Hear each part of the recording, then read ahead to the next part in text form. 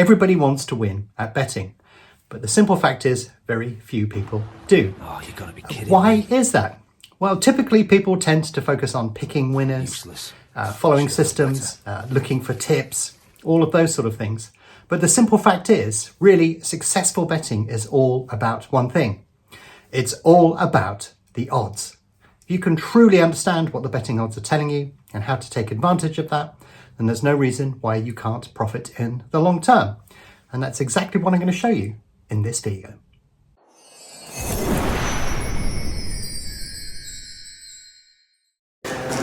Now I'm joined by Peter Webb of Bet Angel at the betting forum here today in Leopardstown. Peter, what's the best advice that you have for a punter? Generally to get the best price that you can, and I think it doesn't matter what research you've done, however you've done it, if you can't get the best price then you'll never make money. So try and get a good price whenever you have decided upon your pick. Brilliant. So have a think about this. If you went into a shop and paid £20 for something that was only worth a tenner, you just wouldn't do that. You'd feel completely ripped off. But the curious thing is that on betting markets, people do this all of the time.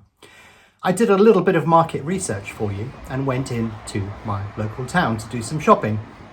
And before you think about it, no, I'm not a Waitrose shopper. This was just a great establishing shot for this video. However, I did go into Waitrose and I found some Milky Bar eggs that were retailing at £1. So I thought if I go round the corner to another supermarket, I had a look in there and I also found some Milky Bar eggs for £1. Fair enough, you're paying the same thing for the same product, but I also found that there was a baby leaf salad in Tesco's that was retailing for only £1.15. But when I went back to Waitrose, it turned out that they were also doing a baby leaf salad, but for £2. So when you look at that, you're sort of thinking, well, which salad do I choose? Because the one in Tesco's is probably fine, unless there's something really special about the one in Waitrose. They're more or less the same product. And what you're doing there is you're making a judgment call on value. You're sort of saying which one of these fulfills what I need, how much am I willing to pay for it, and what sort of price is out there. But the funny thing is when people bet, they very, very rarely do this. They just look at the odds that are available and place a bet hoping to win. And if you really want to win in the long term, you really need to understand exactly what those odds mean. So maths was not my favourite subject at school. And certainly within maths, one of the things that I really didn't enjoy was fractions. So you can imagine my complete joy when I discovered that most of the betting industry quote their odds in fractional odds. And when you first look at fractional odds, they can look really confusing. However, once you start to understand fractional odds, they're not as confusing as they first appear. And in fact, they're key to sort of the stuff that we're going to do. And you can use them to understand exactly what your true objective is when you're actually betting. But it's important that you do understand them. So let's have a look at betting odds and understand exactly what they mean. So the best way to look at fractional odds is to look at it as a payout ratio. And if we split those odds up, then what we're saying is that on one side we have our stake, which is £4. That is how much we are going to bet in this particular market. And if we win, then the bookmaker will pay out £6. So yeah, fractional odds are a ratio of stake to payout. So we're looking at a market here on a betting exchange, and you can see that the odds are displayed differently here. We'll talk about this in a second. But if I go in and hover the mouse over different parts of the screen, what you'll notice is that it will actually come up with the fractional odds. And you can see that the fractional odds of 2.5 on the exchange are effectively 6-4. So if we go in there, click on 2.5, place a £4 bet, then what you'll see is our profit is £6. So can you see how that ratio works? If we put £4 in, we get £6 back. So if we put £8 in, we'd get £12 back. And if we put £10 in, we get £15 back. So everything that you see when you're betting is a ratio of stake to payout. And it's the same on a betting exchange, it's just displayed differently. So a lot of betting odds in the UK are quoted at fractional odds. But if you go onto a betting exchange, for example, you'll find that you get quoted in decimal odds. You can convert backwards and forwards quite easily. But the concept with decimal odds is there are many more of them. So it allows you to get a slightly better price than you would get with fractional odds. If you jump in a plane and you head off to Vegas, then you will find that they don't use either of those. They use their own method of quoting you betting odds. However, each one of these different methods actually represents your chance of winning that particular bet. So it's important, regardless of wherever you're placing a bet and whatever platform you are, that we actually understand exactly what chance that bet has of winning. So rather than explaining it in depth in a video, I've actually created a free tool for you to use where you can actually go in, type in the odds, and then you will actually be able to convert backwards and forwards between different odds types and find out precisely what they mean. So let's have a look at that tool and understand exactly what we're looking at when we're looking at any of those odds in any of those particular formats that you may be quoted. So if you visit the BetAngel website, we have an odds converter that you can use. If you scroll past the text, you can see the box where you would enter all of the information that is required. And you can select from a different format, but it will also detect everything that you do anyway, so that makes your life a lot easier. So I've got some odds on the left-hand side of the screen that you can't see that are for a football match that is taking place next weekend. And they want 27-10 for the home team, they want 13-5 for the draw, and they want 19-20 for the away win. But what does that mean? They're just random numbers. If we click on Convert Odds, what this tool will do is it will actually convert those fractional odds into decimal, the sort of things you would see on a betting exchange. But it would also convert them into other formats that you may see around the world. But the most important thing that it does is it converts it to a percentage. So the odds of 27-10 are basically saying that the sportsbook thinks that the home team has a 27% chance of winning.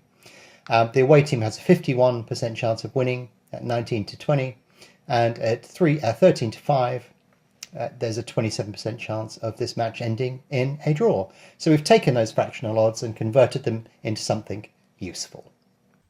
So converting those odds into a percentage is a key part of being able to make money from betting, because what you're being able to see there is the chance that the bookmaker is giving you of this event actually occurring, the chance of you winning a bet. So if you're looking at a team that's at the bottom of the league and they're playing a team at the top of the league in football, then you would sort of expect that that team has a small chance of winning. But if the bookmaker says to you, oh yeah, I'll give you evens, mate, for that, you're sort of thinking, okay, I could double my money if this team wins. But from a true value perspective, you're sort of saying, well, hold on a second here. If I convert those into a probability, he's saying that this team at the bottom of the football league has a 50% chance of beating the team at the top. And that is completely unrealistic. I'm just not going to have that. But however, if they offered you a fractional odds of 9-1, in other words, you put, £1 down and you win 9 back, then you're sort of thinking, well, that's about a 10% chance. And therefore that's probably more realistic. But if he sort of said, oh, I'll give you odds of 20-1, then you're sort of thinking, well, that's a bargain. So it's important that you have this judgment on exactly what the odds mean, how they convert to probability, and you're looking for the biggest gap between those two. You're trying to go into that store, you're trying to buy that £2 salad for 50p, is effectively what we're talking about. I thought I'd be talking about salads when I was talking about betting, but that's what you're trying to do. All of the time, you're just trying to get a better price. And essentially, wherever you're betting, that is what you want to do. You want to get the best price, but you also only ever want to bet when you know the odds are in your favour. And the best way of understanding if the odds are in your favour is to understand the probabilities that underlie each of those odds. So a good way of demonstrating this is to look at a 2-horse race. You could be forgiven for thinking that this is a coin toss, that one or the other horse is going to win, which they will, but there are different skill levels and therefore there are different odds in this race. The favourite is priced at 2-5 and the outsider is priced at 7-4. But what does that mean? Well, for the outsider, they would have odds of 36.4% and the favourite would have odds of 71.4. And if you add those together, you will see that they end up equaling 107.8, which seems a little unfair for something that only has a 100% chance of actually occurring. So basically, the bookmakers are ripping you off here. They're charging you 108% roughly for something that only has a 100% chance of winning. You're buying your salad for £1.08 instead of £1. However, if you look at a betting exchange, then you can see that the odds that are supplied are a little bit different. And necessarily, they add up to a different amount as well, which is much more competitive and gives you a much better chance of profiting from this race. So of course, people will be pointing out that, you just can't rock up somewhere and just get better odds. So you have to go out and you have to hunt for these opportunities. Apart from if you're on a betting exchange, you'll find these opportunities occur much more frequently because you can do clever things like asking for a price, or you can look for those little opportunities where these things occur. But let me give you some simple examples. I could go on for hours about all of the different examples I've got over the many years, but let me just give you and frame a couple of examples for you. So there was a race recently that I was looking at. It was a group race, very high quality horses that were well raced and well researched, and everyone understood what was going on with these horses. And yet, right as we approached the start of the race, you could actually see the price on the favourite drift out. I couldn't see any rational explanation for this. There was nothing that had really changed the chances of these horses in those last few minutes, and yet the price drifted. And that drift in price created a value gap. It moved from one price to another. That move was represented as a certain percentage change in its chance of winning that particular race, and yet nothing had happened. That horse went on to win the race, so we definitely captured value on that particular occasion. That's not going to happen every time, but nonetheless, that's a clear demonstration of where the price goes out of kilter with what the true odds are.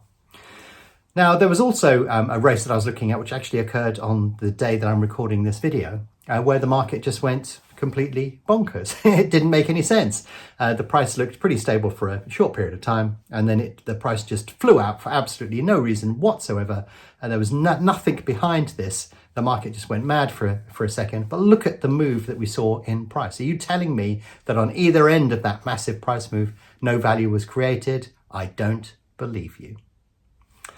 But also when we look at football, when the team sheet comes out, that changes the odds fairly dramatically if there's a major exclusion from that particular team sheet, or perhaps it's a different team to the one that was expected. And that creates value as well, because it takes a while for the market to react. When the team sheet comes out, you can start going around all of those bookmakers or even on the exchange, and you will be able to take advantage of the adjustment that has to take place in price.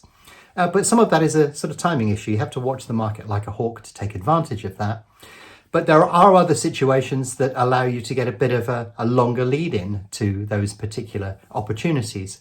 And one of those is when you're watching a match midweek and a key player gets injured, that will definitely affect the odds of the match that is taking place at the weekend.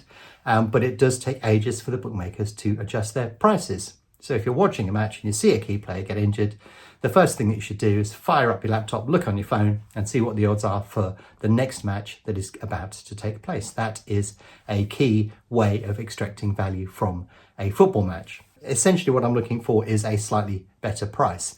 I won't get that all of the time, and when I do get a better price, it doesn't necessarily mean that I'm going to win, but over the long term it all balances out and I end up making money simply because I'm picking off all of those key prices. But if you look at the graph that I'm about to bring up, this is the result of that particular strategy. It's a variation on what I've talked about so far, just trying to pick off prices that I think are potentially value. And, you know, I win, I lose, but over the long term, that value comes out of the mix. And then you get an impressive graph like this. This is over many thousands of races. But ultimately, you can see that this has worked. So if anybody is doubting whether this actually can work or not, there's your proof. It does work. You can do it. You just need to be a little bit cleverer, and you need to really truly understand those probabilities. But you also need to make a judgment on whether you think those probabilities are correct or not, and just how much of a gap you have to what you think the true price should be. So when you go shopping, you will know if an item for sale is at a good price or not. It's something that you do automatically. You look at something and you sort of think, well, I'm not paying that for that.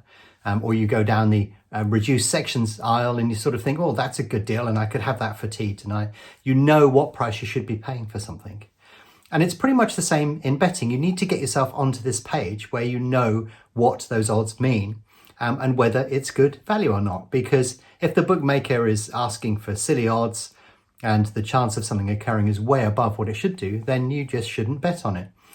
But when the odds are tipped in your favour, then obviously that makes a clear case for being able to place a bet. But there are also lots of clever things you can do to just nudge yourself forward and get a better price. It gives you a better chance of being profitable. But also watching the market like a hawk and jumping on those opportunities is a great way to get a good value bet. And if you do that, you will be profitable in the long term.